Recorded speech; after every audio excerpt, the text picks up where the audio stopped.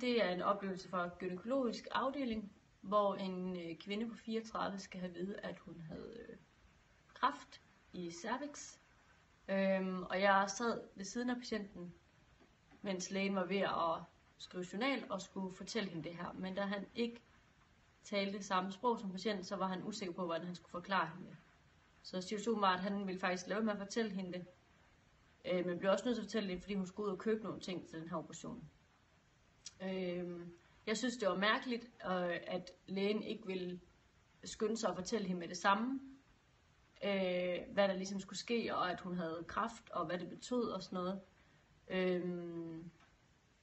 Så jeg prøvede at spørge ind til lægens overvejelse omkring, hvorfor han ikke ville gøre det, om vi ikke skulle finde en anden læge, der kunne hjælpe med at oversætte. Og ja, fagligt så tænker jeg jo bare, at kvinden har jo ret til at få at vide, hvad hun fejler, og at hun skal jo sige ja til den her behandling, hvis det er det, hun ønsker, og hun skal være informeret og forstå alvoren i det, der skal ske. Og jeg var meget forarget over, at det var ikke lægens første prioritering. Altså for ham var det bare, når hun skulle opereres i morgen, og så var det det. Det handler ikke så meget om, at hun fik hendes sygdom at vide, og at hun blev inddraget i det.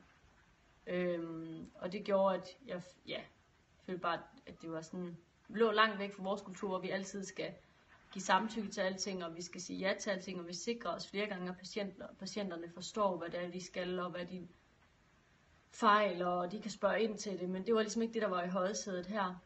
Så jeg følte, at kvinden blev frataget nogle rettigheder, men det er selvfølgelig deres rettigheder dernede var anderledes end det, vi er vant til.